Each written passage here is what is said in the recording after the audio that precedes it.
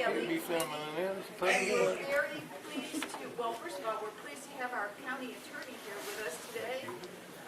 He comes sometimes to the Halloween, ceremony. No, I'm just kidding.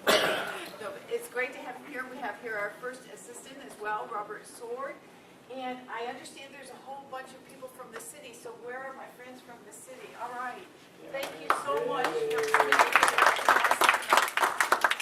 We have two very fine speakers today, We have, of course, Rock Owens. Rock Owens, a longtime member of the county attorney's office. You see him a lot of times in the environmental law, area. That's his passion, I know. That and election law. And Doug Ray, and those of you who know Doug Ray will know why I'm saying this. We always say this about him. He's a man who needs no introduction, right? So if you want to tell details. I'm sworn to secrecy, but I'm sure that Doug will tell you. So I hope you enjoy it. One little housekeeping matter is we have, of course, a sign-up sheet outside. We put a number of sheets out there so that everybody would have room to sign up, and we'll be submitting the CLE credit. So don't forget to do that. Robert and Vince, did y'all have anything you wanted to say? Well, just welcome and enjoy, and thank you so much for your service. It's awesome. And let me just emphasize, thank you all for the city to come over and helping on this, because it is a city election. But with that said, elections really kind of transcend who the people are on the ballot. And what our job is to make sure that the election goes smoothly within the law. So thank you for helping out. Gentlemen, I'll leave it to you. All right. I got a fancy microphone, so hopefully you can hear me better than usual. And I just wanted to say that there's been some substantial changes since last year and in election law, and we're going to try to teach you as much as we can about the changes. So that really is going to be the emphasis of what we're going to talk about today, rather than just go through the whole process like we usually do. Last summer, there was a case that went before the United States Supreme Court. I think it was called Shelby County versus Alabama, something like that. Anyways, the important part was that under consideration was the constitutionality of the Voting Rights Act. And specifically, the complaint was that the Voting Rights Act has several parts to it, one of which is contained in Section 5 of the Voting Rights Act, which has a process that we generally describe as pre-clearance. And what it means is that in areas of the country that have been traditionally experiencing discrimination against people of protected classes, they had to submit for clearance before they could implement any changes to the to practices or patterns of election law for review and approval before they could start. I guess I'm losing my train of thought. Anyways, this pre-clearance process in Section 5 is only applicable to certain areas of the country. And Section 4 of the Voting Rights Act designated which sections of the country it applied to. And the complaint was that Section 4 was not based on any rational basis. That it was, included parts of the country it didn't need to include, and didn't include other parts that did. And the basic complaint was that if you lived in Indiana, your state legislature could pass a change and it could immediately go into effect. But if you live in Texas, the exact same law could be passed, but it would not go into immediate effect. It had to go through pre-clearance. And so the point was this was not fair. It was not an exercise of equal protection. The Supreme Court did in fact rule that the way Section 4 was written was unconstitutional. What that means is that the pre-clearance requirement in Section 5 still exists, but it's not applicable to anybody. Now think about that for a minute. What choices does the country have at this point as far as Section 5 is concerned? The Texas Attorney General's office has decided that since it's not applicable to us, we don't have to worry about it at all. So we're just going to carry on and implement any changes in pattern of practice of election law without trying to get it pre-clear with anybody. Probably a reasonable position to take. They did it fairly rapidly. So, immediately, that's right. So that's where we're at. We no longer are subject to the pre-clearance requirement. Justice Department or to a three-judge panel of judges, which then would consider it to see if it had any discriminatory effect on the protected classes, people of different races, people of different language groups, people of different national origins, and if it did, an objection would be lodged, and you could not go ahead and implement it. So, to be real clear, the main thing that is affected here in Texas has to do with voter identification. Now, the voter identification law was in fact passed in 2011 as part of a bill called Senate Bill number 14. And it had more strenuous voter identification requirements than we used to have before. It's a complete misnomer to say that we didn't have any voter identification requirements before, and now we do. We had some, they were just a lot more liberal. And my favorite story about it was that one of the provisions that you could have, one of the identifications you could show at the polling place was you could show an identification that had your picture that identified you. That's what the law said. If you had a photo ID, a picture that identified you on your identification, you could use that. And my favorite thing was to whip out my gym membership card, which had my name on it and had my picture, and say, under the present law, this card is sufficient identification. So people, would get upset about that, and I would say, well, it is the law. Well, that's no longer the case. Texas no longer permits me to use my gym membership card to identify myself as a poll. Although, to tell you the truth, I thought it was pretty strange. Anyways, so that's the state of the law now. The choice the country has is the Congress, that wonderful bunch that last night finally decided not to let us go into financial default, could go back and agree on a new criteria for the country for who would be required to go through pre-clearance and who would not. Yeah, fat chance. The only viable alternative is to make everybody subject to it or to make nobody subject to it. So I don't think that that is ever going to be changed, not anytime soon. The second alternative is this. Section 3 of the Voting Rights Act says that any person or the Justice Department that determines that there's an injury due to a pattern or practice of discrimination by a jurisdiction can go to a federal court and ask that court to impose the pre-clearance requirement on that jurisdiction. So, the Justice Department could go to a court, file an action, ask that under Section 3, Texas be subject to the pre-clearance requirement. Okay. It just so happens that they've done it. Back in August, the Justice Department did go file a lawsuit in Corpus Christi. It's called the United States of America versus the State of Texas.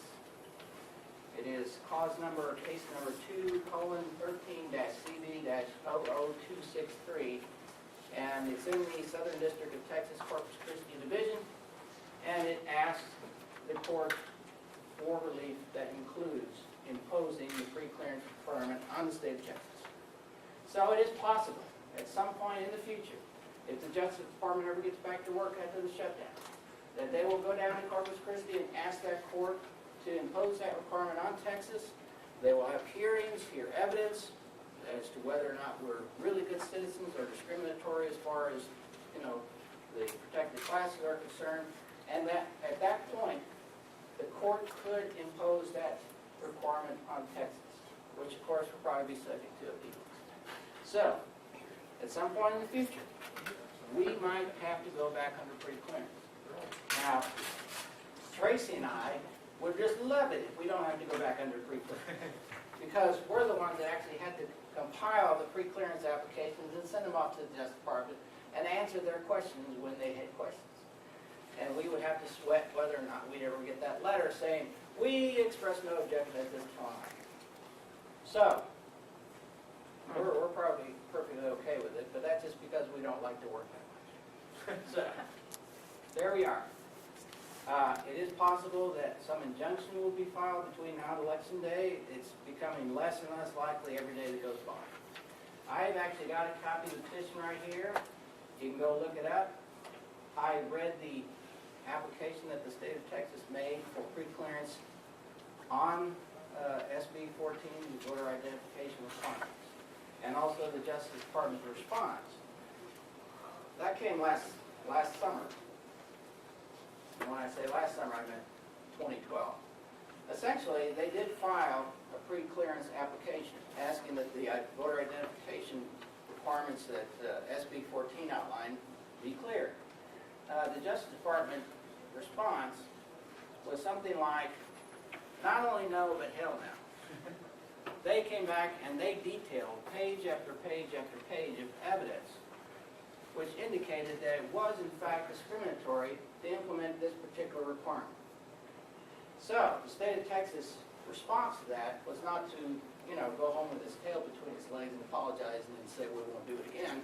They went and filed an action in a 3-judge court and asked that court to have a hearing and rule that in fact there was no discriminatory effect that violated Section 5. That court came out and basically their ruling said, not only no, but hell no. Basically outlining the same evidence that the Justice Department had cited and deciding that they shouldn't agree to pre-clearance. That decision was appealed directly to the Supreme Court, the appeal of which was pending at the time that the Shelby County case came out. So, the Texas Attorney General took the position that because of Shelby County, that case was moot, and the courts have basically gone along with that. So, that was the condition that we were in at the time that that Shelby County case was decided this last summer. Anyways, this is the law. It's very important that we should understand it because I predict that there will be people who want to make particular trouble about this particular law in the implementation and actual use of it this year. Now, as far as I can tell from all the statistics that have been cited by the Justice Department and in both the pre-clearance application of the DOJ and in their court case, approximately 4% of the people in this state are registered voters but do not have adequate identification under this law. About 4%. And an unusually large percentage of that percent are minorities of one stripe or another. So, there can be some effort made. We'll go into that in just a few minutes to make sure that you have identification. There might be people who have an agenda that their point is to go out and make a point that they don't have it and that's interfering with their rights. And hopefully this will be done as quietly as possible and there won't be any kind of breach of the peace involved while it's going on. But I don't make any promises. Those of you that really want to volunteer on election day, it's possible we could go by just nice and quiet. I don't guarantee such things. My experience indicates otherwise. So, what are the new voter identification requirements? You may have heard about them. You may know a little bit of something about them. I have a fancy-dancy slideshow prepared by the Secretary of State of the state of Texas. Let me digress for a second. When I was a young man, back when I was, going to law school, I knew a guy named John Steen. He was a really great fellow. He was a city councilman down in San Antonio where I was from, and he owned an insurance agency, and he was just, just the happiest guy you can imagine. And he wanted to run for mayor, and I liked him so much that I wanted to help him be elected mayor of San Antonio. And this was in 1981. He ran against this fellow named Henry Cisneros, which is why you've heard of Henry Cisneros, not John Steen. And his son, John Steen Jr., was his campaign manager. And we did pretty good, but we didn't win. And, I haven't seen John Steen Jr. since then, but just by coincidence, he shows up as the new Secretary of State. Now, maybe he will remember me if we ever meet, maybe he won't, but I do have that connection with him. That was quite a digression. Anyways, so they prepared this slideshow. And they sent it to us, and it basically details for you all of the acceptable forms of identification now for voting in Texas. When a person comes to vote and offers to vote, typically what he'll do is either offer his voter registration certificate, which is what the voter registrar sends you when you register, or he'll offer just his identification. It's unnecessary to offer your voter registration certificate. I always tell everybody to advise any potential voter to go ahead and bring that certificate, and I'll tell you why. If you show up at the poll and say, I want to vote, and they find your name there on the voter roll, then you can show your identification, you can vote a regular ballot. However, if they don't find your name there, the only way you can vote is by voting for a provisional ballot. In other words, you have to go through the provisional process. It has to be sent over to the early voting ballot board. They have to review your registration status and decide whether or not to count your vote. If you have your certificate and it says on it that you are registered to vote in that precinct where you are offering to vote, they will just write your name at the bottom of the roll and allow you to cast a regular ballot. They won't force you to go through the provisional process. So it's always advisable to bring that certificate with you, just in case those guys over at the voter registrar's office, when they prepare the voter rolls, and there are 2 million registered voters in over 1,000 precincts in this county, just in case they made a mistake. I can't imagine. So, always bring your certificate with you. It'll give you an opportunity to vote a regular ballot if you're left off the roll. This has to be shown in addition to that. Okay? Now, these are different than what they used to be. The first one is the Texas driver's license. It has to have your picture. It has to have the name that's on the voter roll. And it cannot be expired more than 60 days before Election Day. If you show up and it's been expired longer than that, it's no longer a valid ID. The old law allowed you to bring a driver's license from any state, and it didn't have to be current. It could be expired any length of time. If you had a 22-year-old driver's license from Wisconsin, it would still be adequate if it had your picture on it. That is no longer the case. It has to be a current Texas driver's license, or it could be expired for up to 60 days. But other than that, this is the only form of driver's license now accepted. That's the first one. There are 7 types. This is the second one. This is called the Election Identification Certificate. This is issued by the DPS office. This is for people that don't have any other form of identification. You can't have a driver's license. You can't have a military ID. You can't have any of the other forms of acceptable identification issued to you before you can apply for this. You go to the DPS office. They will take your picture. They will issue you this if you present to them some evidence of your identity to begin with, such as a birth certificate, or a naturalization certificate, something like that. This thing is free. If you don't actually have a copy of your birth certificate, you may have to go pay the county clerk's office $22 to have one issued to you, but once you have it, you can go down there and get this for free. This was the answer to the question of, what are people supposed to do if they don't have any other form of identification? This is it. The Election Identification Certificate. Now, the DPS actually came and set up 3 mobile, what they call mobile offices, in order to get people issued these things here in town. They did other places in the state. And that was in the answer to the question of, well, what if I live out in some rural area and it takes me a long time to actually travel to a DPS office? Or what if I go to the DPS office and the line is 3 hours long? If you go to one of the mobile locations, that's all they do is take the picture and issue this identification. So that's the second one. The third one is your Texas Personal Identification Card. The DPS also issues this. This is for people that don't have driver's license but want some official state-issued form of identification. And of course, it cannot be expired more than 60 days. So, what is the pattern so far? DPS office. You can get a driver's license, you can get an election identification certificate, you can get an identification card. The next one is this concealed handgun license. I see a pattern here. This also is issued by the DPS.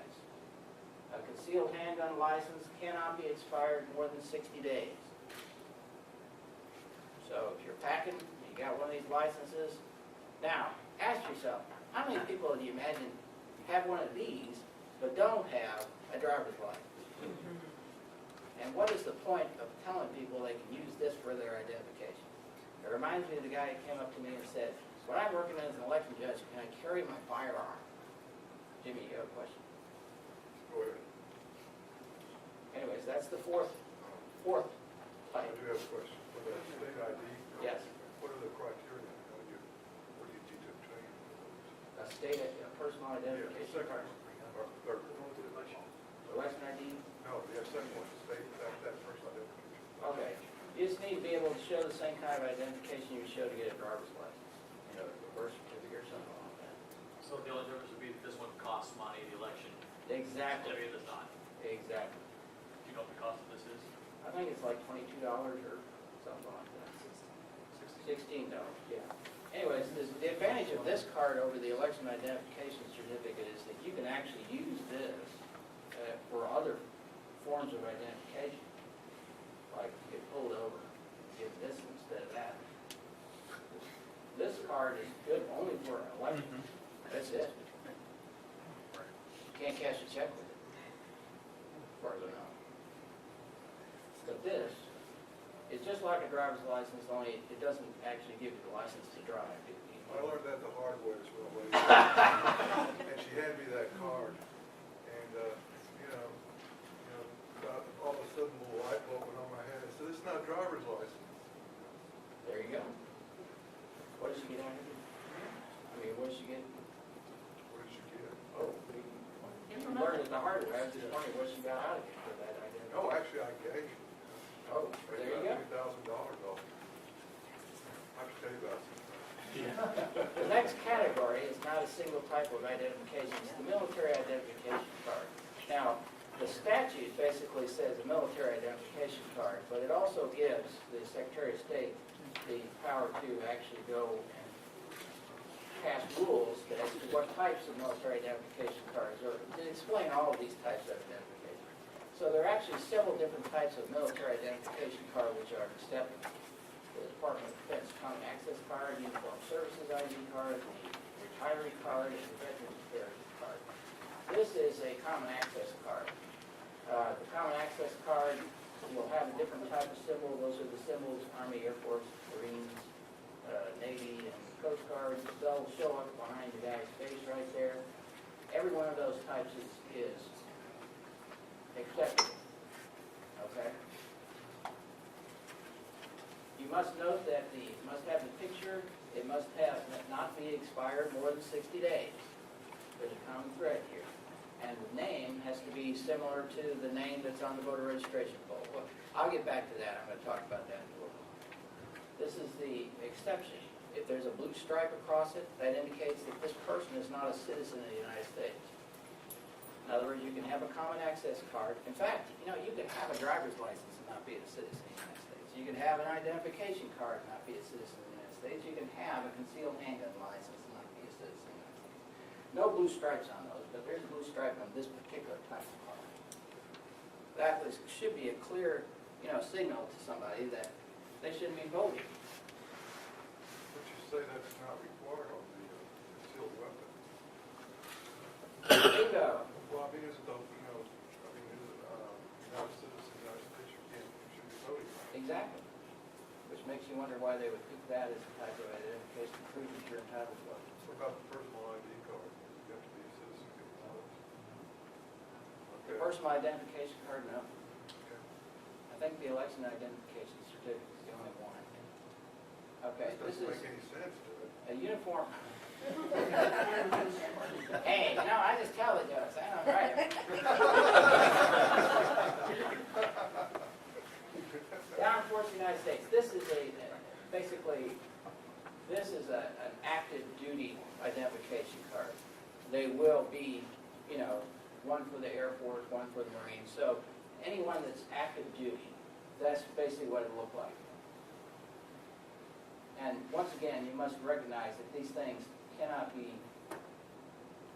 expired more than 60 days and must have the photograph. These are several different kinds of uniforms, ID cards, green one for reserves, blue one for retirees, pink one for retired National Guard and reserves, and orange one for dependents, certain types of dependents. All those are acceptable types of identification. This is the civilian retiree card. Once again, it cannot be expired more than 60 days. This is the Veterans Administration card. Retired, people that have VA benefits, disabled veterans will have a card like this. In fact, a guy came up to me at one of these things and showed me one of these and says, this is an acceptable type of card. You should be prepared to be able to do the same thing. Somebody whips a card out at you, should be able to glance at it and say, yes, I recognize this. This is a Veterans Administration ID card, and that is an acceptable form of administration or identification.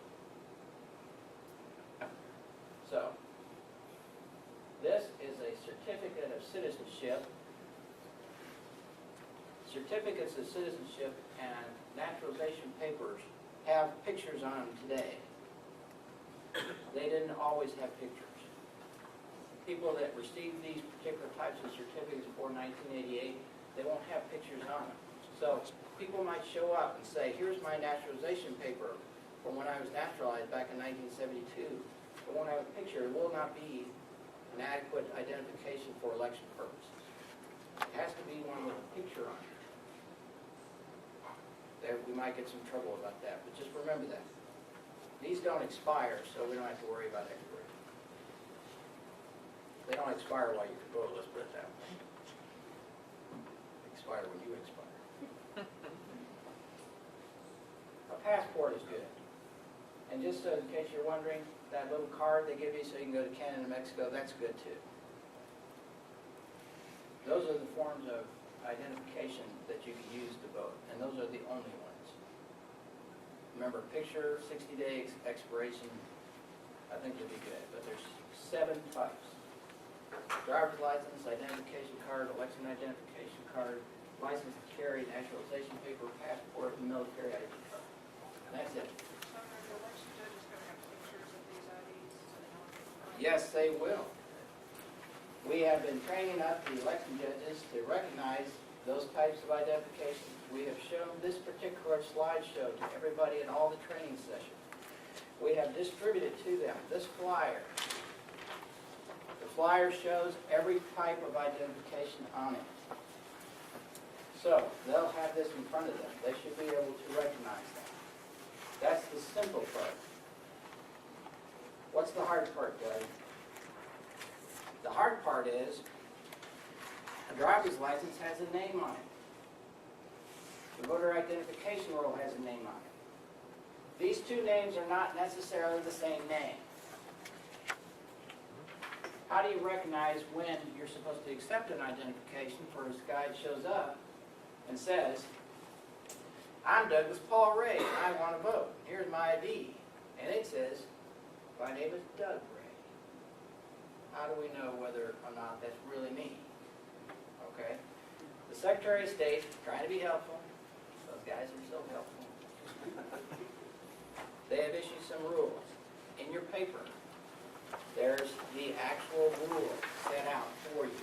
So you have the source as to what you're supposed to do when faced with the situation of a similar name. Okay? Similar name stuff. Let's see. Substantially similar name, under 8171. They list 4 different kinds of substantially similar names in this rule. look at. And you know, I didn't put page numbers on it, but it's forward to back. Okay. The first one is a name that is slightly different from one of the names on the voter registration. And I'll tell you why they're different. The DPS will require you to, submit a birth certificate or some evidence of identification when you apply for a driver's license, and that is what they'll put on your driver's license. So if you were born Douglas Paul Ray, it says Douglas Paul Ray on your driver's license. When you fill out your voter registration card, you get to do that yourself.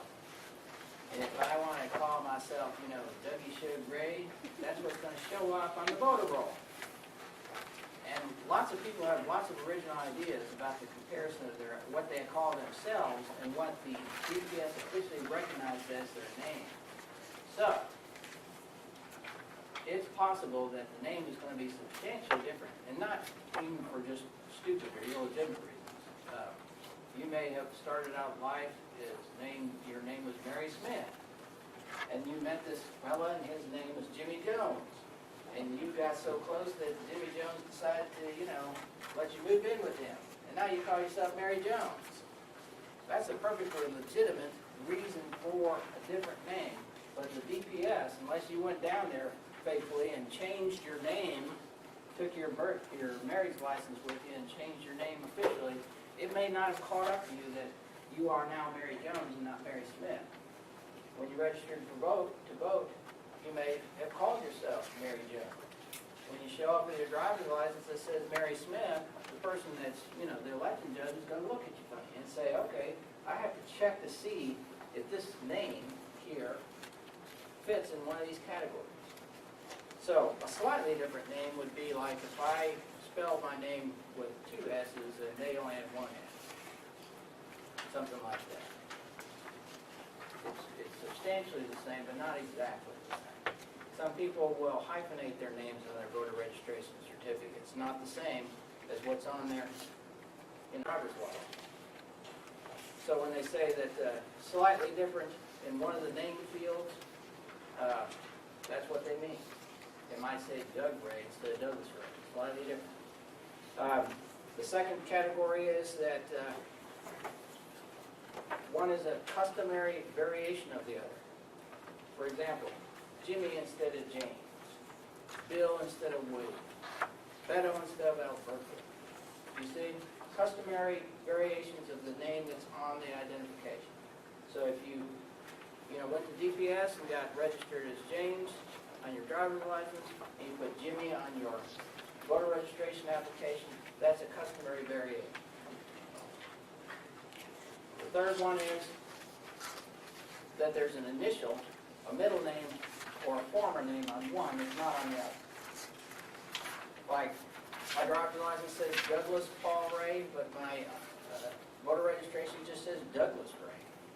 No Paul. What's on one's not on the other. The same thing, it has to do with this Mary Jones, Mary Smith deal. It could be on one, but not on the other. The last one is a first name, middle name, former name, or initial name that occupies a different field. I am particularly sensitive to this because I have two first names that also qualify as two last names. So there might be some of you out there right now that think my first name is Ray. It's not. It's Douglas. So one ID might say Douglas Ray, and the other ID says Ray Douglas.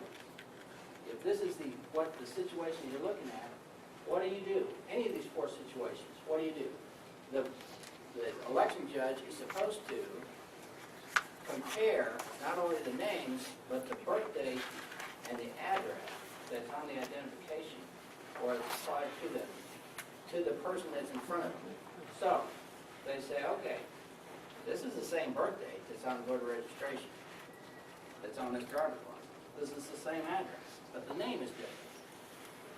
Slightly different, fields are missing, names are changed. Can I determine from looking at this that this is in fact a voter who's offering to vote right here, right now, today? And if they can make that determination, they're supposed to allow them to go ahead and vote.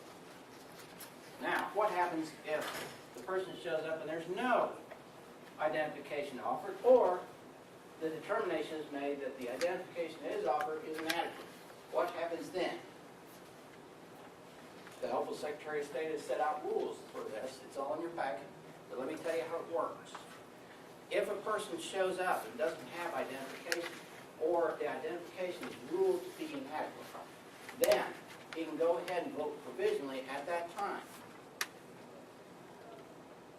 After that, he can go down to the voter registrar's office and there offer adequate identification. The person may have showed up at the poll thinking that they had a good ID, and the election judge informed them that they did not. What do? They can vote provisionally. The election judges have been given a map showing all the main and 17 branch locations of the the voter registration's office, the tax assessor's office, where they can go and present their ballot identification, one of those 7 forms of identification. And at that point, their provisional ballot will count. They have until 6 days after Election Day in order to go to one of these offices and present this identification. Now, the statute says if that 6th day is a holiday, then it'll be the next day. And in fact, this year, that's the case. 6 days after Election Day, this year is November the 11th. That's Veterans Day. So it's really November the 12th is the deadline for somebody to go to one of these locations. When they show up and don't have the identification, or they are told their identification is inadequate, they're supposed to be informed that that's the procedure that they're to go to. They're supposed to be given or shown one of these maps, showing all the locations they can go to and present their identification. Now, if you show up and you say, gosh, I don't have my wallet, your choice would be to go home and get your identification, or go ahead and vote provisionally and get your identification, go on to these branch offices and show it there. You have until the 12th of November. I'm not going to go into all the details about what they're supposed to do with that, but there are 2 other options besides just showing your identification. Let's say that your story is, I had a driver's license, but I lost it in a flood. You can go and file an affidavit with the voter registrar saying that that was the reason why you don't have an identification anymore. Or you can say you have a disability, and that is the reason why that you don't have an identification. If you do that, you have to go down to the voter registrar's office and file an affidavit. There is a procedure whereby when you register to vote, if you're disabled, you can ask for an exemption to the identification requirement based on your disability, and the voter registrar is supposed to issue a voter registration certificate which has that indication on there, that you're exempt. So, all this stuff is new. I have to admit that this is kind of mind-boggling for me. But I wanted to make sure that everybody knew what was going on here, so that when questions came up about voter registration requirements, you'd all be prepared to answer these questions. Now, the sample ballot, in case you hadn't seen it, is, as usual, very, very long. It has a lot of propositions on it. The sample ballot includes every proposition by every candidate in every jurisdiction. And there are, in fact, 49 different jurisdictions. Or, let's see, there's a lot of them. There's 49 different amendments, propositions, bonds, or whatever. Contested positions on the ballot. They're not going to be on every single ballot. If you live inside the city of Houston, you get to vote for the city of Houston people. If you live outside the city, you're not going to be able to vote. There are several Texas state constitutional amendments propositions on the ballot. There are 2 bond election propositions on the ballot. There are county-wide, so everybody's going to get to vote on all of them. And everything else depends whether you live in the school district, out of the school district, in the city, out of the city. So there's going to be a lot of confusion about where people are supposed to vote and what's going to be on their ballot. They might have seen one of these sample ballots and said, I saw that proposition on the sample ballot, I don't see it. Why don't I get to vote for the city of Bel Air mayor? So you live in Pasadena. But I saw it on the sample ballot. That's the explanation. So, Our plans for the election include this. We have expanded this year to 40 different early voting locations. We used to have 37. We now have 40. Hopefully that'll take some of the pressure off. If you want to vote early, you can go to any location. You don't have to go to the one nearest your house or anything like that. The new locations are, let's see, there's one at Fairview Union Northwest. There's one at Mercer Park. There's one at Atascocita. And there's one at Victory Center, Lone Star College Victory Center. One of those is just a change. But those are the new locations. And like I said, there's 40 of them. You can go to the website, harrisvotes.com. You can get the location of every early vote location. People can go to harrisvotes.com and check on their voter registration status. They can find out where exactly their precinct is, what precinct they vote in. I was having problems during last election day, and I took my iPhone out, and I showed by surfing to the voter registrar's web page that you can check the voting registration status of anybody. So if an election judge is having trouble, they can go online using their smartphone and look up the person's polling number, the poll number, and what the location of that number is on Harris Votes, and direct them to the proper place, which is always best. If they're not registered to vote in that precinct, they can only cast a provisional ballot unless they swear that they moved into that precinct. So, that's where we're at. And what I'm going to do at this time is go ahead and turn it over to Rock. And one more thing, if you guys have any questions, don't hesitate to call me and ask me about it so that we can make sure we're all on the same page and we got it straight.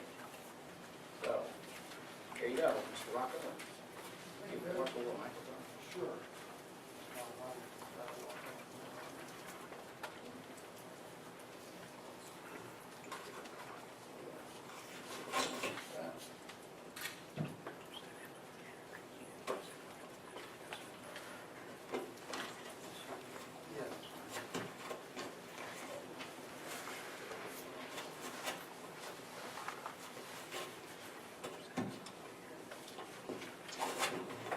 Well, I'm here to address those of you that are going to participate in our election strike teams, and for those of you that have done it before, we'll be doing things very similar to what we've done in the past. But for those of you that haven't, starting about 3 years ago, the county attorney's office joined with the city attorney's office, and we started to provide a service to the public, sending people out to different locations where we received complaints or questions were raised about the voting process, so that we could actually send people that knew something about it to assist and to help facilitate the voting process. These teams consist of a city attorney, a county attorney, and a county attorney's investigator.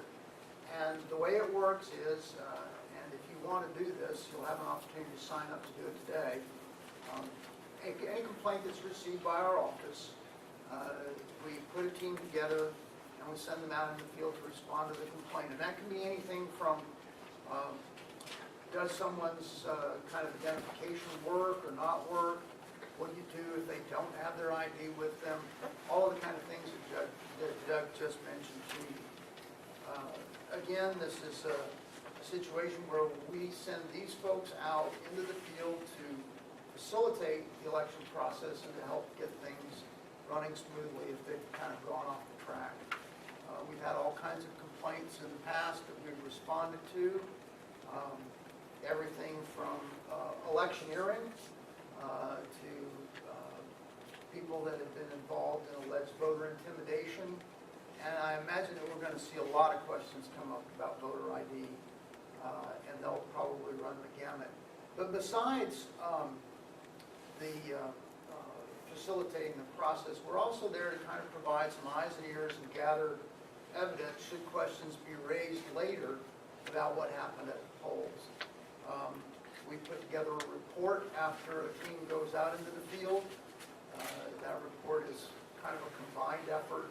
It's written, it's got input from the city attorney that went, from the county attorney, and it's actually prepared by the county attorney investigator that goes. The locations, like Doug said, we've got 40 of them, and there is a packet that some of you probably have. It's in a red folder. The location of all those polling places is in there. If you're going to work on a strike team, please make sure you've got this with you and handy on the day that you go out. The investigators will have them, and they'll know that it will help you too to be familiar with where you're going. The way we dispatch teams in the past, and this is the way we'll be doing it this time, is when we get a complaint during early voting, we will call the city attorney's office, find out who's available.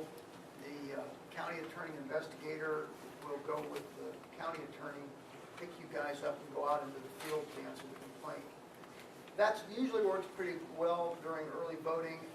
On election day, however, we get complaints that come in pretty quickly and pretty heavily, and we would like to see if we have enough folks to have people actually stationed here so we can dispatch people more quickly. But during early voting, we'll come and try to pick you up and get you out there. Now, we have one period of time that we're going to need folks. It's a little difficult to get volunteers for, and I would hope that you'd consider doing that. Not this weekend, but the next weekend. The polling places will be open, and we will likely have to go out into the field and check on some complaints. So I would urge you to see if you can help us out there. Now, we need to have, you need to be a lawyer to go do the investigations. So paralegals and our support staff can help out here if we have something to do for them, but only the attorneys can go out and actually conduct the investigations in the field. We have a new election contact list that's in the packet as well. This list, if you have an old list, throw it away. All of our phone numbers changed maybe about 7 or 8 months, a year ago. We changed all the prefixes and all the suffix numbers. So that old list isn't any good. There is a new name on the list that I want to point out to you. That's Angel McGurk. Angel works in our office and has worked in every election that we've had strike teams in. Angel will be filling in for me if I'm not available. She's sort of the second person if you can't get a hold of me. Again, I want to encourage you to volunteer. This is something that will be new. We haven't done this before with the new election ID law. Things that we can expect that we've seen in the past that we might run into. We had a lot of monitors that appeared in the last election. These are people that actually don't have, under the statutes, the right to be present in the polling place. They're not a voter, they're not an election judge, they're not one of the people that are listed in the election code, and their role, I mean, they can actually be there if they are asked to go help somebody to vote. But other than that, they're really not supposed to be in the polling place. And the last time we had election monitors wandering all over the polls, doing all kinds of things. And that's something I suspect that we might see something about this time, but probably not as much. We'd rather see those during the general elections. There was one other thing that I think, Doug, isn't there something new about the identification of poll watchers? Don't they have to have some kind of a visible ID now? Wear a tag that says poll watcher. Yeah. In the past, poll watchers really, it's been kind of hard when you get there to identify who they are. That is somebody who, by the way, can be in the election area during voting, be inside the polling place. And they've been kind of hard to identify. And this time they'll have to have some sort of identification, which I think is supposed to be issued by the election judge, isn't it? Yeah, when they get there. So that'll be something different to look for as well. Again, our teams will have 3 people in them. We hope all the teams will have 3. All teams will have a county attorney investigator go with them. This is a real rewarding and fun kind of thing to do. You get an opportunity to use your skills as a counselor and an advisor when you get out into these situations. And, it really can be a lot of fun. We've had some very interesting things happen in the past. We've removed an election judge from their position and had to send them packing before. We've had to stake out places and watch to make sure that, the people that were coming, that the police were doing the right thing. We had complaints about what they were doing. Not that they were doing anything wrong, but again, that's what the complaint was. There are all kinds of things that do happen. And especially with this new voter ID, we expect to hear some very, very interesting stories. The big thing I think to remember with that is that people can vote. If they don't have their ID, it shouldn't be turned away. They have the option of leaving and going home to get their identifications, but really the way to handle that is to tell them to vote provisionally. They might not get back. Something may happen. So we should do everything we can to encourage people to vote provisionally. Then they can go take care of that. It's relatively easy to do. As Doug mentioned, you just go to one of the tax assessor collectors' branch offices and show your ID within 6 days of the election. So that makes it real easy. That's all I have for y'all. We really do need volunteers. You can sign up here before you leave today. I'd like to see if Oscar's our chief investigator, county attorney investigator, and Oscar usually has a few words for us. Thank you. The investigators will pick you up. If you get a call at 3 or 4 o'clock in the afternoon, that would run into 6 or 7, so you might want to consider taking your vehicle somewhere out there. You don't have to come back all the way back here. There's no time limit for the investigators. You know that yet, but that's what it is. We will get the job done, and we'll do whatever we can. We have a couple of new investigators that have not done this, but the other ones are all seasoned and we've been there. The investigator will generate a report. We have our own database here. We'll take your input or whatever you want to write. You guys, the lawyers, are the lawyers, and you're the ones that are going to give legal advice. We're there to take information and generate a report. All the reports, any incident we go to, we'll generate a report, and it all goes back to the county attorney's office, and it can be used later on, whether it's in the federal level or state level. So we make sure that our reports are accurate and have the right information in it. The call, an incident will come to Doug mostly, or to Rock, and then they'll tell me, and I will dispatch one of the investigators, and he'll tell us who the team is, and then we'll work with there. If we're going to go to the city, we usually pick them up at the annex, but you'll let us know where you're at, and we'll work with you. And like we said, we'll get the job done. Thank you. One other thing, Oscar is there to make sure that you have somebody to go with you. The county attorneys, the county attorney investigators that are assigned to you are all peace officers. And one of the things we don't do when we go out to these polling places is we do not get involved in police investigations. We don't get involved in anything that involves a breach of peace or anything like that. As a matter of fact, if something like that happens, whoever Oscar is assigned, whichever investigator will take sort of command of the situation at that time as far as we're concerned, get us out of there and make sure that whatever needs to be done is reported to the regular police authorities, whether it be HPD or it be the sheriff's office or the constables. Some of these early voting locations will have constables that are assigned to them, so we can expect that there'll be people there that we can respond to if we need help. But the one thing to remember is we're not there to enforce the law. We're there to facilitate, to advise, and to report. And if there are some breaches of the law, we'll make sure that those get reported quickly and to the right people. Now, whoever is in uniform, that's their jurisdiction. They'll come in and take over. And the law enforcement agencies know that we're out there, so you can be assured that they'll know who you are. So, Vince, did you have something you wanted to add? Well, thank you very much, and we need volunteers. Tracy Calabrese from the City of Houston. Yeah, I'd like to say just a little bit to the city folks that are thinking about volunteering. Brock and I did this together last election, and we were out all day long. So what happened was, calls would come in, and we'd go handle one call, and then we'd go fun, and every time you go somewhere, it's a different situation. The city folks, what you do is sign, look at your calendar, see what you think might be open and sign up. But it's not set in stone, and they understand that things come up. So what they'll do is call over and start kind of calling down the list till they get one of us that can go. But they really need to go. So when they call, either tell them yes or no. Don't say, let me think about it. They need to come and get you and take off. But they understand, everybody's schedule will change. So just, if you think you're available on a day, put yourself down. And it doesn't have to be the whole day. You can put yourself down for half a day.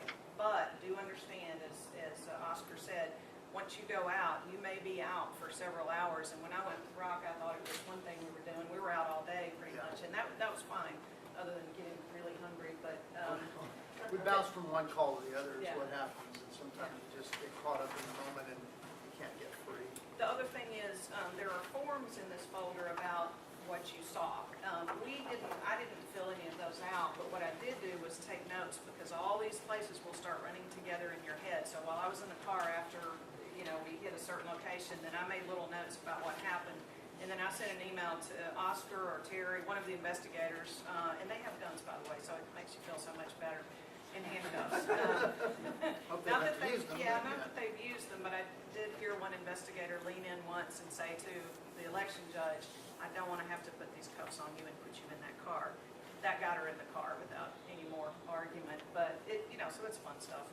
But when you get back to the office, they don't require you to fill out these forms, which I really appreciate. What I did was just typed as much as I could remember and emailed it to Oscar or Terry, whoever the investigator, and they're glad to get it. The county folks are great because they are not fussy. They're glad to have us there, and it's fun. And Rock is very good at when you go into a place, you want to calm people down, because when voters come, they don't want to see people all agitated, or it makes them nervous.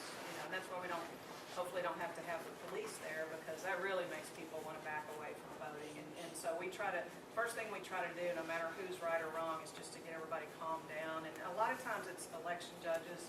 The judge and the alternate judge are just getting on each other's nerves. They're from two different parties, and they don't see things the same way.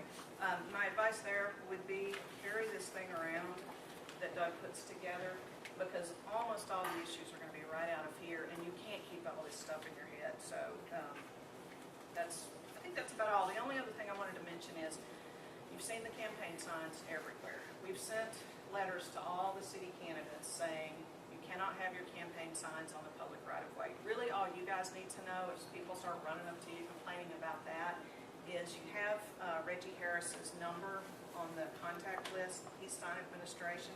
He's wonderful. He's the inspector that will respond to what the issue is. And there'll be candidates running up to you saying, those people stole my signs, and then they'll say, well, you stole my signs, and we just send them to Reggie, and Reggie will go out and take them up.